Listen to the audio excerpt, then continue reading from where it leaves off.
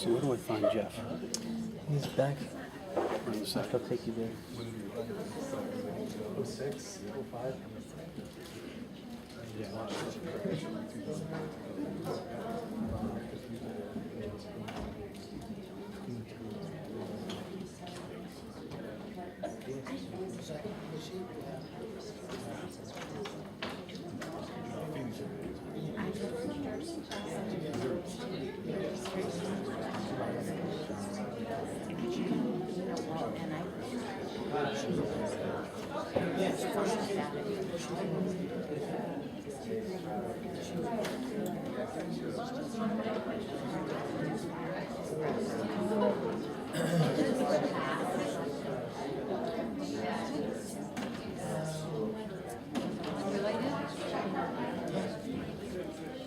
Right.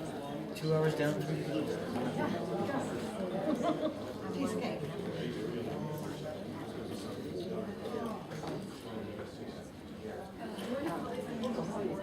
Oh, yeah. She said she had a meeting she had to go to. That's why I said. As an internal, and I'm like, okay, and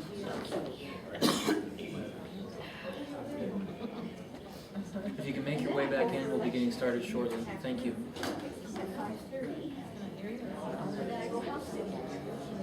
I got a little button that says hall speaker. I'm assuming it works, but I may be making some incorrect assumptions.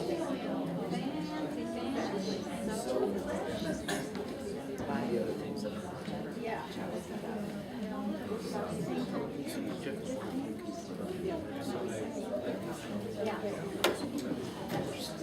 just internal.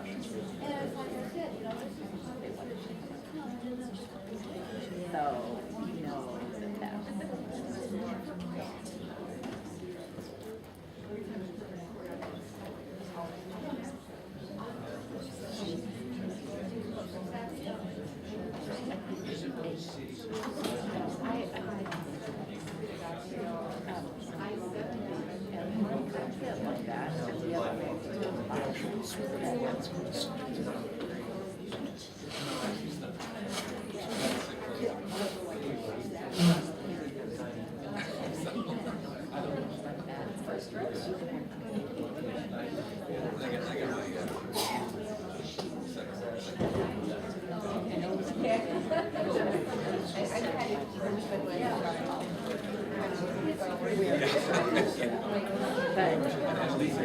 right now, you walk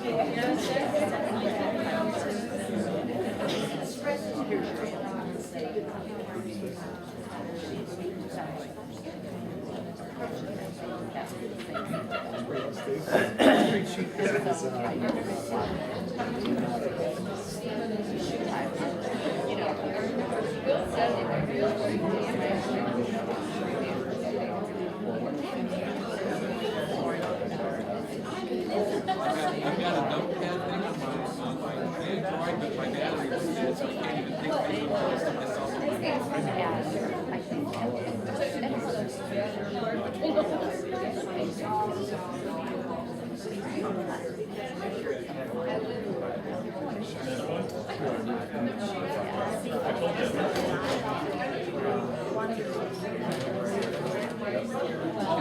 all your people have those things now?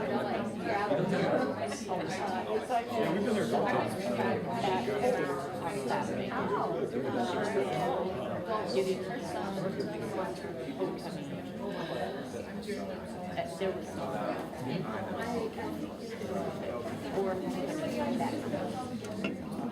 Joe, as I thought about the RFIs that I sent you, Florida's is interesting. I want to not really found kind of constructed model-wise, but what I did is I try to focus on, these are the issues we're addressing, that we need to address. What are your thoughts on those? So where I was going with my comment on Florida is Wink Engfinger is the guy at the state level. And some of his counties and the regions within the state have already gone off and regionalized next-gen, quasi-next-gen systems.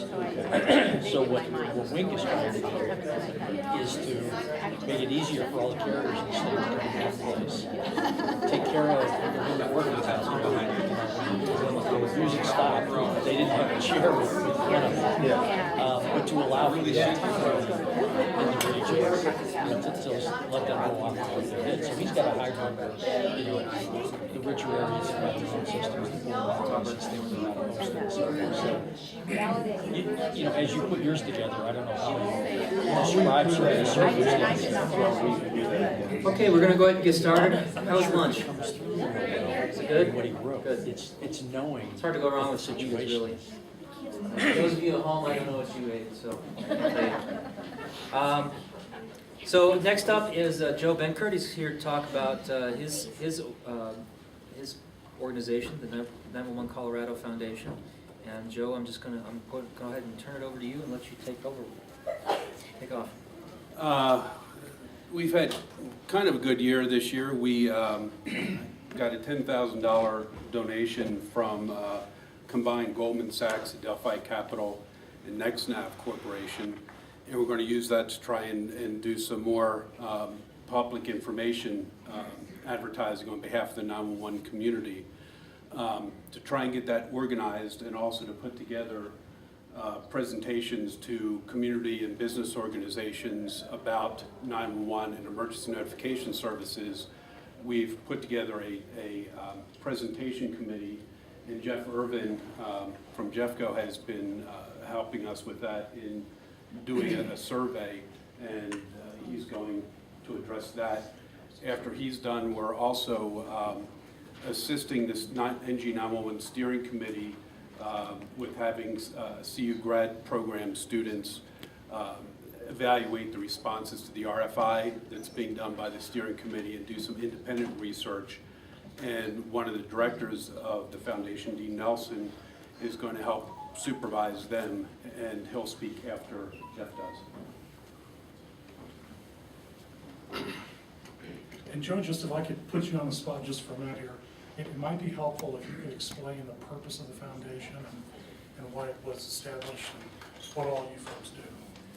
A few years ago, we looked around and we saw that for the 911 community, we have the task force that helps to bring together vendors and providers and provide and 911 authorities and provide information to the PUC.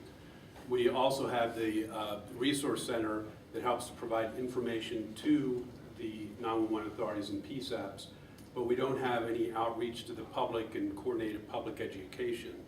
And we can do public education much more cost effectively on a regional basis using broadcast stations, for example, than each county trying to do advertising promotion just within its own jurisdiction.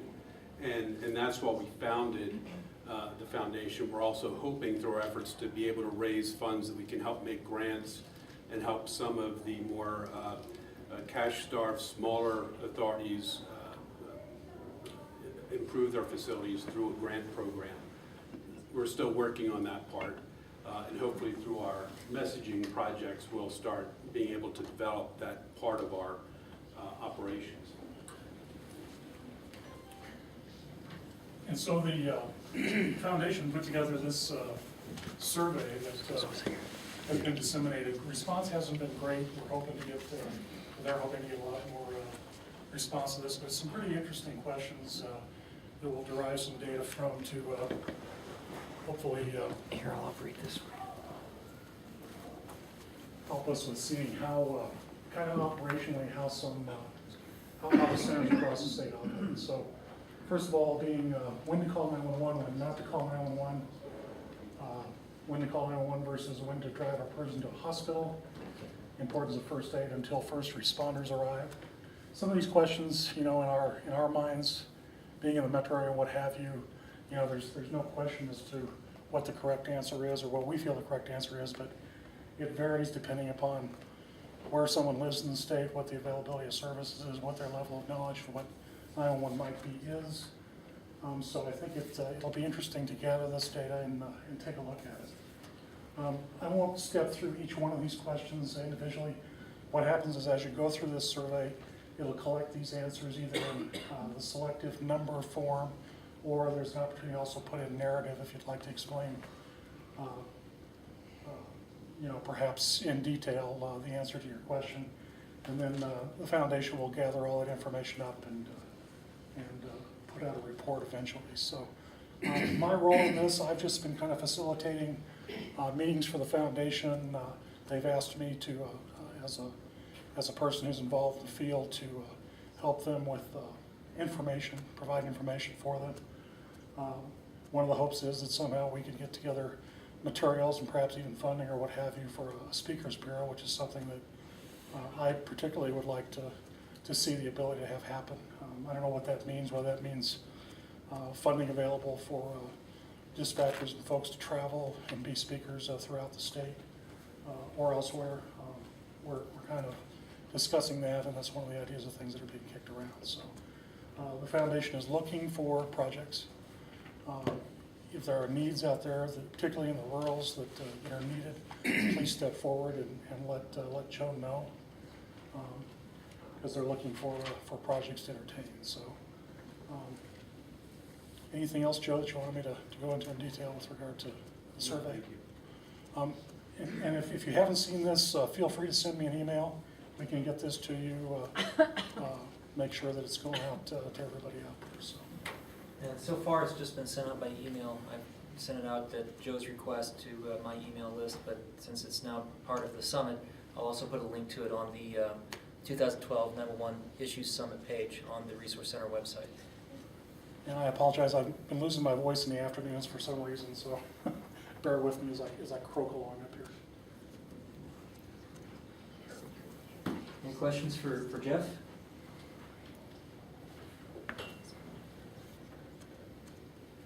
If you wouldn't mind introducing yourself and what you do. Okay, hi, I'm Dean Nelson. I worked for a number of years in the public safety area for places like SEC and Tiburon, most recently at AT&T Broadband and Comcast. Joe invited me to be a member of the board of the 911 Foundation, primarily because I'm not aligned with either the vendor or the PSAP side of the business and can provide some objective insights. And they asked me if I would take on a project. I guess they thought that they could get some of the students from the CU Interdisciplinary Telecommunications Program to help them compile some of the data and some of the research. It's a bit of a Pandora's box because these students are all graduate students and can come out with some results that might be way out in left field. So I see my role in this as being kind of herding cats, trying to make sure that we engage the students in a project in a way that is relevant, that comes out as a positive contribution to the efforts of this community and not as a destructive process.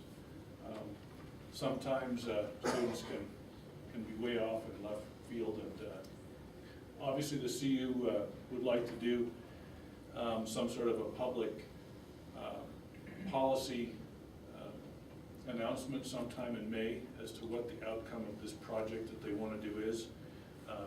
My role is to guide them to make sure that it's as I said, a positive thing and not a destructive thing. Any questions or comments? We'll be looking to a number of you as students come up with questions. The other part of my role is to act as an interface with the community to try to find the right resources. Frankly, since I don't know as many of you as Joe does, I'm just going to call up Joe and say, who do I talk to? So that's it.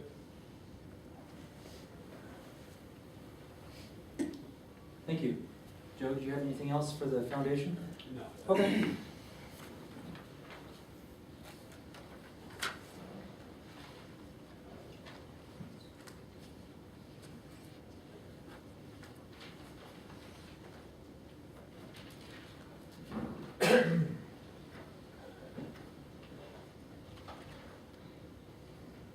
Okay, the next thing on the agenda for today is a overview, and we're gonna have a panel discussion with the Next Generation 911 Steering Committee. For this panel, I'm going to be asking Barbara Kirkmeyer, who I believe is out in the hall right now, who is the chair of the steering committee. Also the sub-chair, the chairs of the subcommittees, Jeff Irvin, Kimberly Culp, and Trina Everhart, to come down when you get a chance. I'm gonna start with an overview though, so you have a little bit of time. And if you don't have any water with you, panel speakers, you might want to bring some with you just in case. So starting with an overview of the steering committee.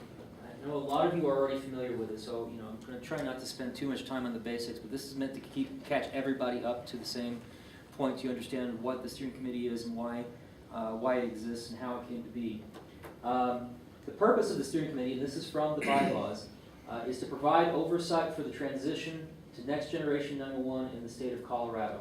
More specifically, the provisioning of a network across the state, or an EZNet, to carry 911 voice and data traffic to an IP-based gateway located at the Public Safety Answering Point, PSAP, or wherever an authority board may so designate. So again, that's from the bylaws. That's the bylaws that was actually voted into place by the members of the steering committee itself. Concerning the history of the steering committee, in January 2012, and a lot of you remember because you were actually a participant in this, in January 2012, the 911 Advisory Task Force held a special summit, an NG 911 summit. It was actually held, that was actually in Thornton, at Thornton PD. And it was basically to talk about a couple of things. One was the result of an option study that was commissioned by the Resource Center and was released the previous year in the fall. A study of options of how to transition to Next Gen 911 in the state of Colorado. And then to talk about what to do next, what the next steps might be in making Next Gen 911 a reality in Colorado. And from that, it was a 2-day summit, and from that summit was the consensus that a new group needed to be formed just to look at those issues. And that's where the Next Gen 911 Steering Committee came from. So the first meeting of the steering committee was held in March, and the basic bylaws were agreed upon. Voting membership of the steering committee was established as being 1 voting member per 911 authority in the state, with possible alternates or designees, but basically one vote per 911 authority in the state. So it's a different makeup than the 911 Advisory Task Force for that purpose. In the intervening months, a number of subcommittees have been formed to look at different parts of the potential transition to Next Gen 911. And at this point, I'm going to ask my panel members to come on out, and I'm going to see if Barbara, can you hear me? I don't know if that hall speaker actually works. I'll grab her. Thank you.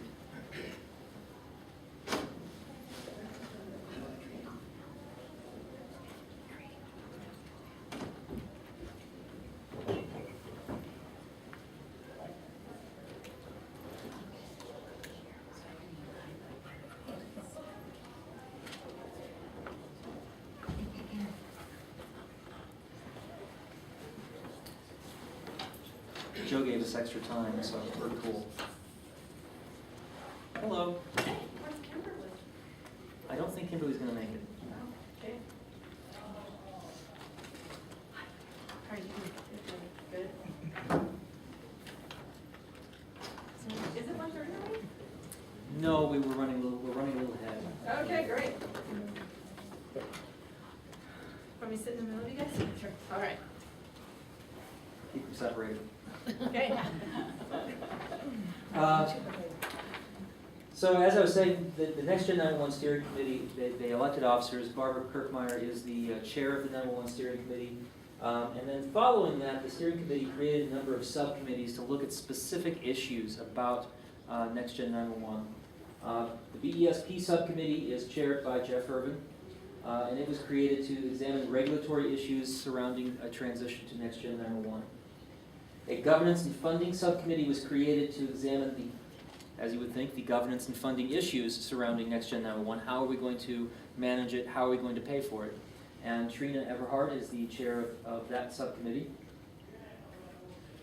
There's a fiber subcommittee that was created to examine existing broadband infrastructure in the state. And you heard Brian earlier talking about how the Office of Information Technologies, this kind of intersects with what they're doing right now. So I believe Kimberly Culp, who is the chair of that subcommittee, has been working on communicating with the Office of Information Technology to get that information. Unfortunately, I don't believe she's going to be able to be with us here today. And then we have a legislative subcommittee. Is Mary Jane Rasher here? Oh, okay.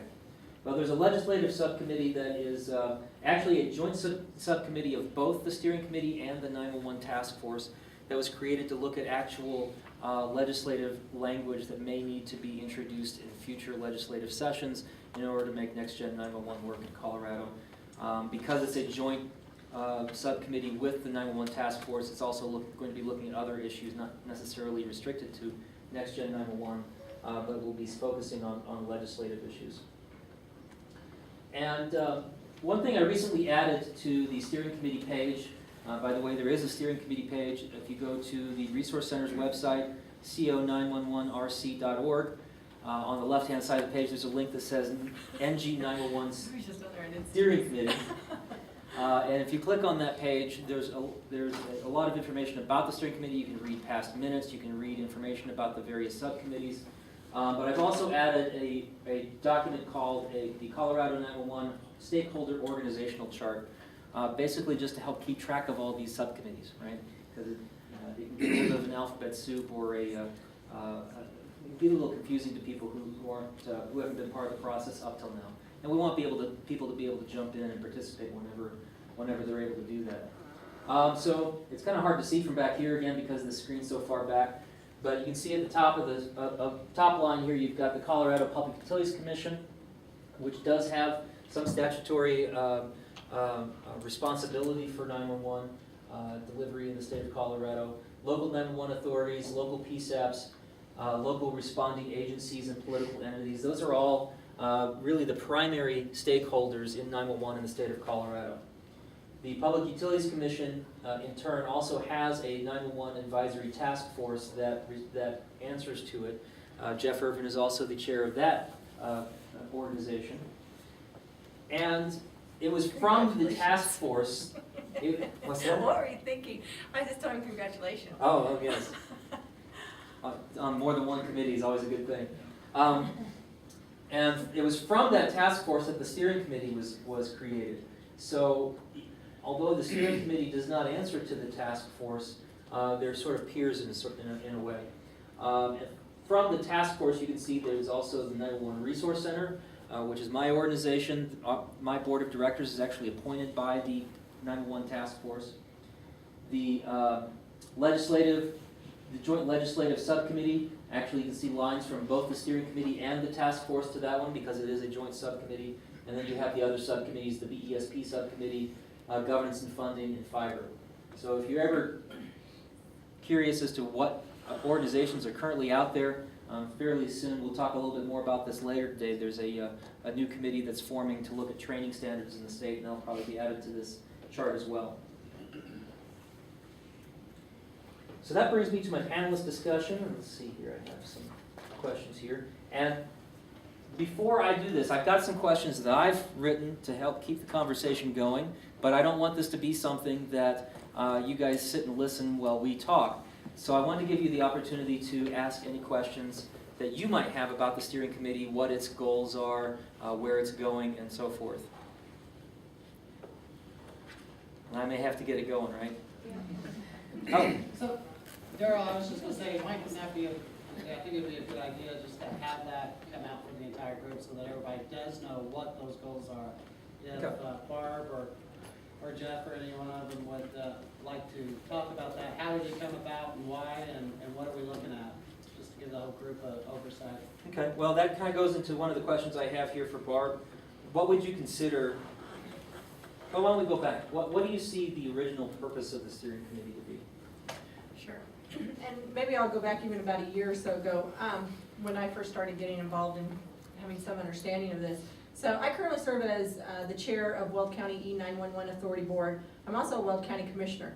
And it was about a year ago that I started hearing about, possibility of what are we doing as far as Next Gen 911, putting together a state plan, that there was possibilities that the state may say, look, we're gonna take the 70 cents or a portion of it, the fee, a portion of it, and start using it to build a Next Gen 911 plan, and how we're gonna do Next Gen 911 and go from, traditional telephone network services to data, so all of our kids can do voice streaming and video streaming when they come upon an accident and send it to our dispatch centers.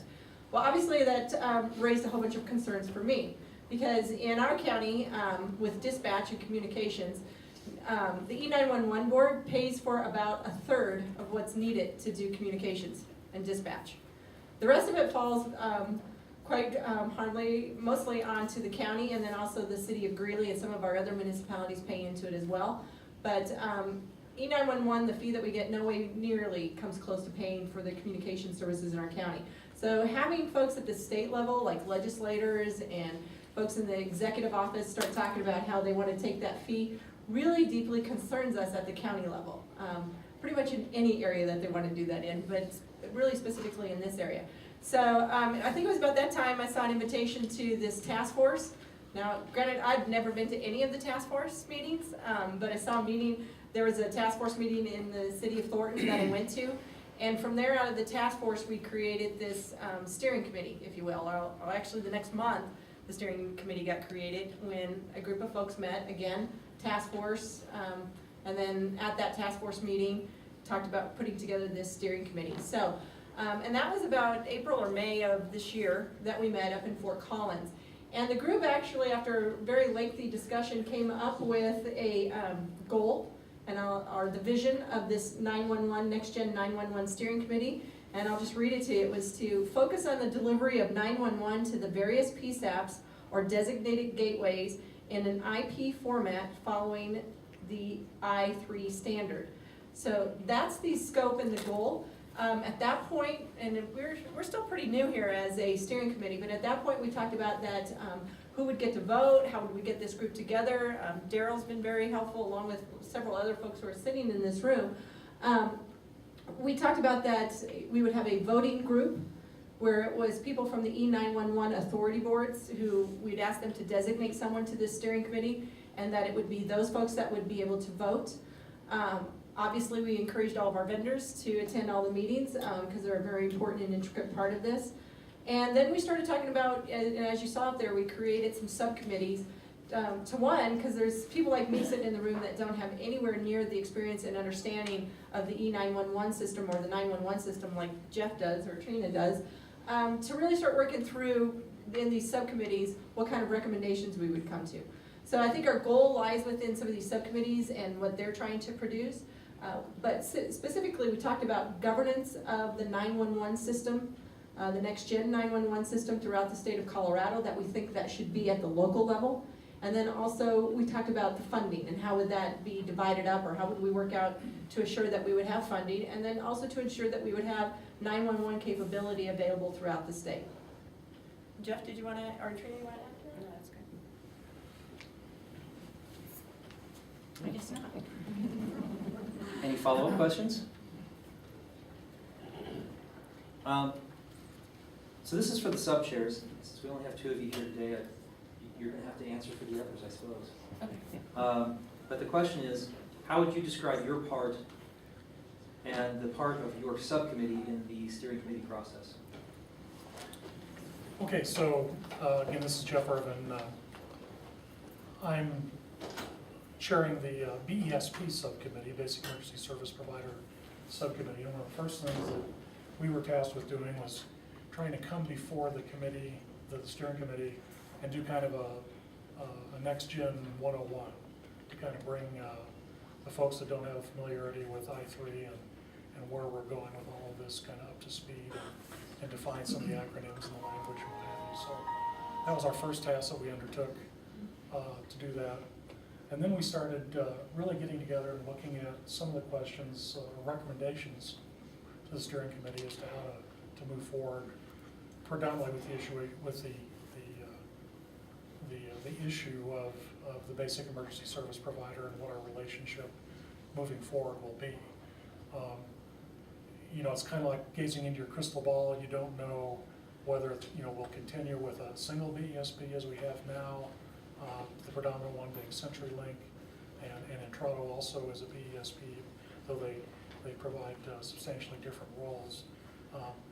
We've discussed things like having a master service provider who would, in essence, I wouldn't say oversee, but have a relationship with these sub-providers in some type of a coordinative fashion.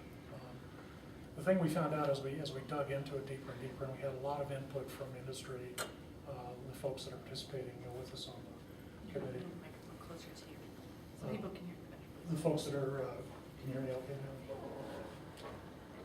Sorry, I'm trying not to distort over the web and keep it in balance here. But one of the things that we really tried to do, we really found out, those of us that are, you know, I wouldn't say we're lay people because we're operationally in the industry, but technologically and legally, there's a lot of issues that surround this whole issue of BESP that we need to grapple with. And kind of where we got to was that we really need to make sure we're getting well-rounded information from all facets of industry out there, because we have not only wireline providers, but VoIP and whatever else may be out there.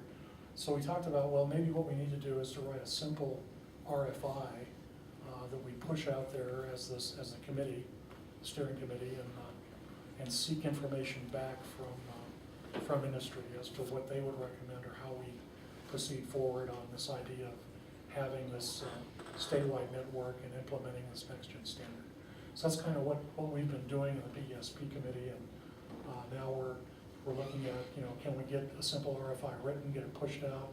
We've also reached out now to CU, to the telecom folks there, and looked at the possibility maybe at some point involving them and their graduate students in helping us. At some point in time, though, we're probably going to have to come together, all the various authorities, and decide, yes, here's the architecture, we are going to move forward, and now we're going to have to figure out how to fund this and whether we get consultants in to help us do it or what it is we do. So that's kind of what I see as a trajectory of where we're headed. And I certainly have no agenda in this other than knowing that, you know, we've got to get in front of this train next gen that's rolling towards us and be prepared for it as it pulls into our station, so to speak. I'm Trina Eberhardt, and I'm the chair for funding and governance. And what that subcommittee is doing and what we're looking at is certainly the question in any situation is how you're going to pay for it, how you're going to fund it. And as Barb alluded to as well, there's been a lot of discussion over the last several years of what that's going to look like, what the costs are going to be. But certainly there is a concern that the authorities that have surcharges now, if it's a statewide effort, are those funds going to be taken for that? Then are the local authorities at risk of losing some of that funding? Or is there an additional funding mechanism that is above and beyond the current surcharges that maybe address some of those costs? So in the Funding and Governance Subcommittee, what we've been working on is that the members of the subcommittee have gotten together and put together quite the lengthy metrics of various options that there would be out there in order to fund this project. And we do have a wide variety of options that were also brought about by a statewide survey that Daryl did for what other states were doing to address the same situation. So we have this large metrics of funding, as well as the flip side of that of how the governance should look, and how that might operate with the various different funding mechanisms, and taking into account that Colorado is home ruled. And there's been a lot of discussion with the steering committee and with the subcommittee regarding statewide oversee, not state government, but statewide, as well as how a regional approach would look as well. So our next steps in our subcommittee are to take that metrics And we're in the process actually this week of looking at the various options that were presented. And as I said, there's a wide spectrum of various things. We kind of let the members put out any ideas that would work as well as across the states if we have seen. And not only adding comment to those various funding options, but whittling down our list at this point to the most viable options. Then with that being done, the governance can really kind of be more discussed and kind of dovetails into the funding as well. And at that point, then the subcommittee will be at a better place to take recommendations of the more viable options to the steering committee for further discussion and direction from that group. I will say one thing, that there are 56 authorities within Colorado, and we have a lot of people participating, but not 56 authorities. So if you're one of the, if you can go back to your authorities, check and see if you have a representative that's part of this group. We'd really like to have as much participation across the state as possible. And let me just add on a little bit with regard to the fiber subcommittee. The goal there is just to try and find out, what do we have in the state already? I mean, what's in place? What does the state already have? So we're going back trying to figure out and get an inventory of what's there. So Kimberly has taken the lead on this. Kimberly Culp from Larimer County has taken the lead on this, trying to meet with the state and have that kind of discussion. You know, what does CDOT have in place? What does the Department of Natural Resources have in place? What happened to the MNT project from the, the late 1990s and into the 2000s? They changed the name on it to a new acronym, and I don't know what it is. But where is all of that fiber, and where is? How much of it's been lit up, and how much of it is still dark? How much capability do we still have at a statewide level? So that's what the fiber committee is trying to do. The legislative committee, it's again joint with the PUC task force. And I think part of the question there was, last year, and in fact for the last few years, there's been, I don't know why I say attacks, but certainly some challenges for the 911 community and some of the legislation that's been introduced. We don't really have a champion of the 911 system as far as the legislator is concerned. We don't really have anyone who has really a clear understanding of the importance of this and why it needs to be done statewide and what's going on out in our E911 authority board regions. So part of that is also with the legislative committee is just to basically kind of start finding someone who's willing to champion this at the legislative level, and maybe even at the executive level, but really at the legislative level, looking at trying to find someone who can champion it, get an understanding of it that we can work with as we're talking about this. Because again, as a county commissioner, one of our greatest concerns is that this would be taken over by the state. And then who is going to fund it? And how do we ensure that we have a statewide system that works, not only just in my county of Weld, but throughout the state? So those are some of the other goals of those other two subcommittees. Just having participated I participate on as many of the subcommittee meetings as I can go to. I know the legislative subcommittees also talked about legislator education as a component of what they're looking at, how to make it so that legislators know what it is they're voting on when those issues come up. Jeff mentioned, I think a little bit, I don't know if he did mention this, the recommendations that the BESP subcommittee made to the steering committee a few months ago. A list of those recommendations is available on the Resource Center website under the NG911 steering committee page. And Trina, you mentioned the national survey of how other states are paying for 911, and the presentation that went along with that survey is also available on the website for people who'd like to check up on that and try to catch up with what they might have missed so far.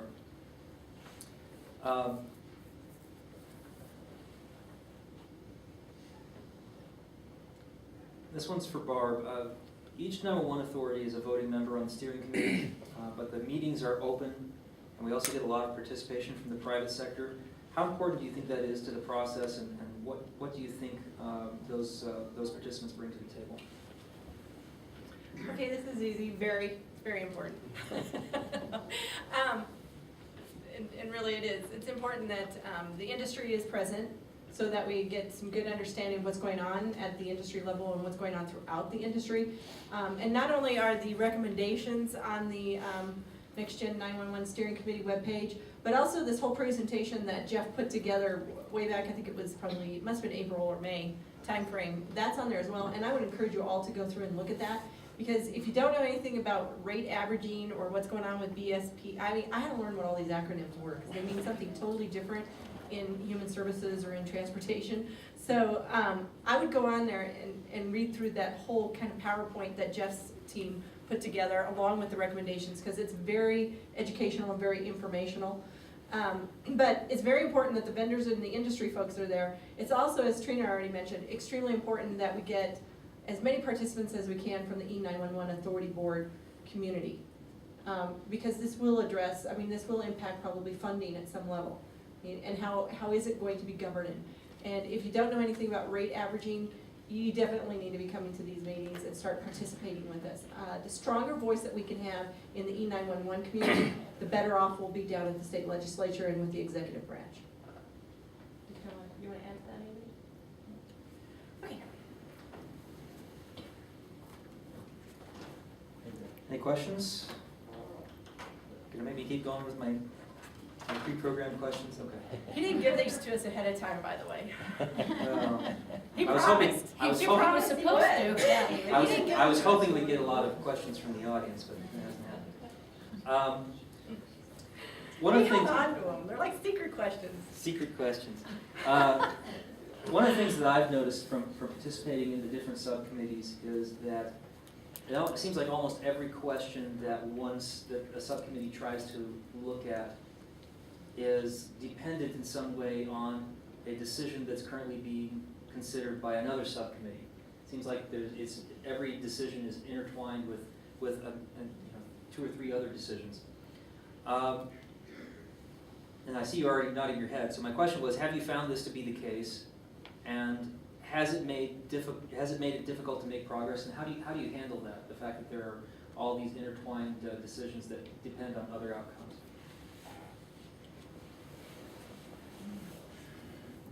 I'd say the short answer is yes. And that's one of the things that we ran into in the BSP committee, is that, it's a very involved proposition that we have here of trying to do this, funding, the architecture of the network. One of the things that comes to mind for me is, what is it that the general public out there wants from us? What is it that they expect when they call 911, or what information is it they want to send to 911? One of the things that keeps going through my mind is, as someone with cell phones and grandkids and family in the metro area, it would be my hope that as they travel throughout the state of Colorado, as they recreate whatever, that the service they have is ubiquitous, that wherever they go, they get the same level of service as they would in the metro area. We know that's not the case today, but I think that's a goal that might help us to kind of filter through all of the convoluted stuff that we have to analyze here and think about the network and set our eyes on a simple goal out there. Is that our simple goal to try and make this system ubiquitous and serve everybody the same, whether it's someone in the metro area who pays a subscriber fee? They don't realize that it just goes to Jefferson County or Broomfield.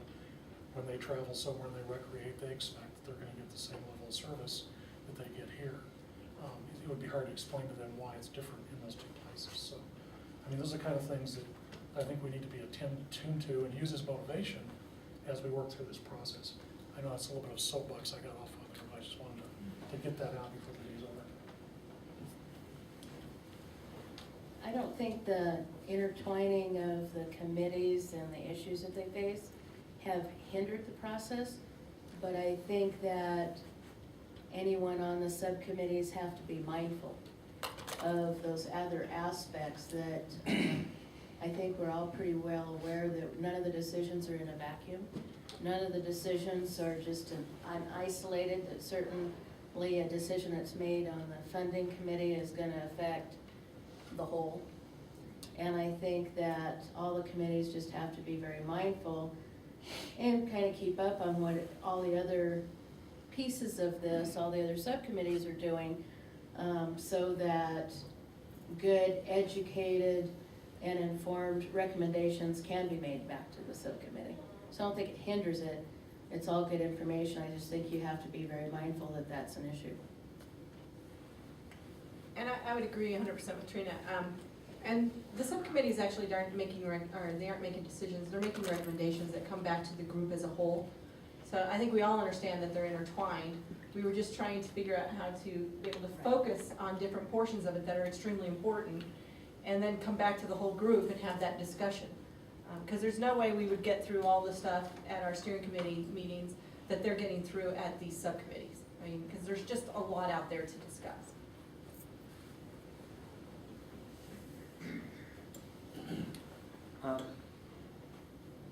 Kind of going back to the complexity of the issues, what's more difficult to achieve, an understanding of the issue that you're trying to address, or consensus on the issue?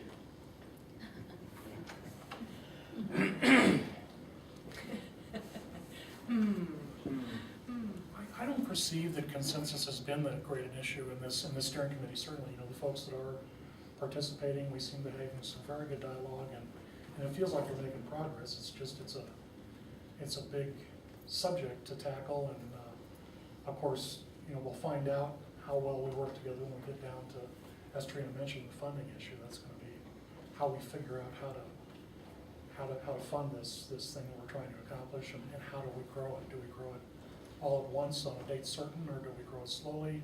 Do we grow regionally? What do we do? Those are the issues that we have to kind of whack through here to figure out how we're going to make that happen. Yeah, I think we were very fortunate in that early on we came up with a focus, that we were going to focus on delivery of 911 to the PSAPs and to those designated gateways. That was pretty easy consensus. There's also a pretty easy consensus when everyone says this needs to stay at the local level. There's also a lot of consensus that says we don't want the state taking our surcharge, our 70 cents. So those points of consensus, I thought, came pretty quickly and pretty easily amongst the group, and are pretty typical of Colorado, as Trina already said. But as we start getting down to, as Jeff said, is we have to start really kind of deciding how do we roll this out, how does it really truly be governed, where is that going to happen, where's the funding going to come from? I mean, when we start having those discussions, I think they'll be good discussions, right? But that will be where there's more probably varied opinion. I think when we get down to, say, the top 5 list of the viable funding options, I'm sure that when we start getting down to that level, why people have even a more, they're an invested interest, it's their money. Is it a portion of the funds that you already have that maybe you have earmarked for something else? Most probably don't want to see that. Is it an additional? Well, how does that additional come about? So I do think that probably the subcommittee that I chair will probably be more of the healthier discussions that we have through the process. And the governance, I don't think it's going to be that nobody can come to a consensus. I think it'll just be a lot of discussion to get there.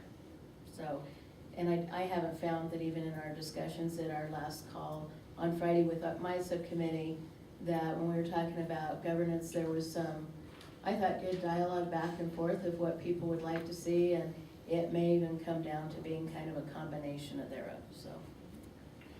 So who here is on an E911 authority board and your board's not represented at the steering committee? Do we have anybody like that in this room? And what area are you from? Gilpin County. Gilpin County. And so is it just that you're not able to come to the steering committee, or you weren't aware of the steering committee? I don't think anybody decided to take the edge to go. I'll bring that up at our next board meeting. Okay. I mean, and I'm sorry, I'm gonna apologize, I'm not trying to put you on the spot, but it's pretty important when we start thinking about funding. Because I think, and is there anyone else whose 911 board isn't represented on the steering committee somehow? They have webcams, they can come that way. Yeah, you can come webcam. At our last meeting, we went through the list. I think we have, like was already said, we have 56 E911 authority boards. About 2/3 of them are showing up on a pretty regular basis, either through phone-in, webcam-in, or attending the meetings, which is great. Are there 58? Is that what it is? Depends on who you count, how you count it. Well, it depends on who we count. So let's just count everybody, and it's 58. So there are 58, E911 boards. And at our last meeting, we actually divvied up the list of folks who haven't ever attended and said, you know, people said, we're gonna call them and try and get them there. Because it's really essential. I mean, when we get down to the funding part, that will be the healthier discussion, which, you know, I think some of us look forward to. But we're gonna have to get there. You know, if we at the local level are saying that we're gonna fund this, or we're gonna figure out how to fund this, or we don't want the state to take our surcharge, then we all need to be at the table, and we are strongly encouraging everyone to be at the table. So if you know someone who's on another E911 authority board, or is running it, or executive director, or whatever, if you can get them to the meeting, that would be great, because they need to be there. Because when we go talk to the legislature, it's really helpful if we can say we truly are representing all 58 of the E911 boards throughout the state. You know, we have been talking about, you know, and even when we're talking to the governor's office, it's a lot more helpful to say that, yes, we're representing everybody.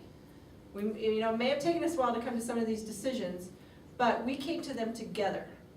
And, you know, I remember there was a woman there from Custer County at some of the very first meetings who kept explaining how her E911 surcharge isn't even coming close to paying what they need for in dispatch. Well, yeah, news it's not happening anywhere.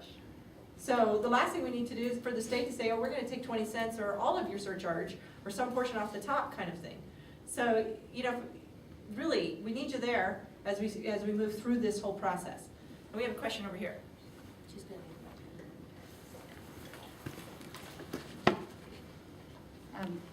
Thank you, and I don't think you were here earlier. I'm Lynn Notariani with the Public Utilities Commission. So I guess my question is going to, there seems to be a very strong passion on your part to an implication that the state's going to take over funding here. And I've been involved in this process since the beginning, and so I guess in working with the providers who work through the commission with BSP, and with OIT, who has various other involvement in public safety, and I think collectively we've all tried to approach this from the perspective of, you know, what do we need to all contribute collectively as the whole state. And I guess the part that I missed somewhere in there is where has there been, and if so where, through certain departments or agencies in the state, or the legislator, I guess, indicating that they were gonna take away funding, because the only feedback that I had, or concerns that I had really ever heard vetted through a lot of what we've worked on in the last several years is the concern that if the state were responsible for a particular budget, would that subject it to what I call budget rating and maybe moving from one part of the state to the next. But there's never been in any of the agencies that I've seen involved in this 911 effort any sort of direct implication that they wanted the funding, wanted to take funding or anything else. So if you have specific departments or agencies or feedback that maybe that noise is going on, or you've seen that happening somewhere, I think that would be very useful to those of us in the state because that are directly involved in this effort, because I think we could help maybe alleviate some of that. So I'd be interested in maybe more detail you might have. I want to make a comment about that, Lynn. I think the original reasoning for coming up with the 911 steering committee was because of what was going on in the industry throughout the country, where state legislators were coming together and actually consuming and taking that role in. And there had been a couple of bills, I think, that had been put in front of both houses here in Colorado that had some input or had some suggestions in regards to 911. Not that they wanted to take it over, but I think we looked at it from a PSAP community saying before, because we're seeing this going on in other parts of the country, before it gets to that point in Colorado, can we do something on our own as a community of public safety before the legislation comes in and says, we're gonna take it over and do it? I will tell you, speaking as the representative for the authority of City of Thornton, that is the last place that my city wants to be, is to be under state law or state rule saying, this is the way you're gonna do business. So that's really how this group came about, was to start looking at next gen, because the industry throughout the country was moving that way. Their legislations were getting nervous and saying, hey, we've got to get to this next gen. Let's pull it in, and they took it over as a state, which has caused a lot of, like you said, raiding of funds. So it was really kind of a preempt for the state of Colorado to kind of get ahead of that train, as Jeff said, before the state steps in and they start getting the embarrassment through other legislators throughout the country saying, oh, we're doing this, and Colorado's not doing anything. Because I'll tell you, Colorado is behind the ball a long way. We are almost at the bottom of the list. And the thing is, when you start seeing legislators and senators and representatives talking about this amongst themselves while they're on the Hill, then they start looking at, well, maybe we need to start to do something. And then they take it and run with it. And that's really what the concept of this group was.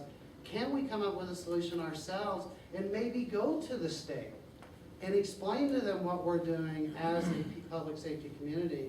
And this is how we want to do it, instead of being railroaded by the state government. So that's really where I believe that all of this came about, and we started down this path. At least that's my understanding of the objective. We just didn't want to get caught with our pants down literally. I'll come back to you, Joe. The question was directed to Barb, so I want to give Barb a chance to respond to this. Sure. Well, Mike did a great job there, and that's exactly right. And also further, in some of my reading, going back through this when I was studying it, it's the National 911 Implementing and Coordination Office is encouraging states to develop a state plan, a 911 state plan. And currently, you're right, we have no office or any area in State Department that oversees 911. And so, when you see stuff like that, you start thinking, what does that mean? And then as Mike said, I would agree with what Mike was saying there. There's just, it's the buzz out there. It's at ALEC, which is, legislative, executive, whatever that is, a group where all the legislators go every year. They go back to these national groups and they come up with ideas for new legislation. And it's been discussed there. And even, I think to some degree, it's been discussed at the Western Governors Association with regard to 911 and next gen 911 and what's going on as far as an issue. So that's where we're coming at. And the other part has to do with just my experience as a county commissioner. If there is a void, the legislature thinks they need to fill it. And so then they decide how they're going to do it, and then they decide how they're going to fund it. And then you're right, then we're really equally concerned about budget creep or budget rating, where they go in and, these funds all of a sudden, instead of the surcharge going to the local E911s, they go to some state office who takes off the top for administration and then starts figuring out how they're going to do next gen 911. So that's just been kind of my experience as a county commissioner. And I think, Trina, you wanted to add to it? But I think that addressed, and I agree with what Mike was saying as well. Some of the stuff that we were hearing, just some of the discussion that was out there and that was coming out. And clearly I heard about it over a year ago, and that was prior to me even knowing about the PUC task force. It was a discussion, just kind of rambling around amongst county commissioners.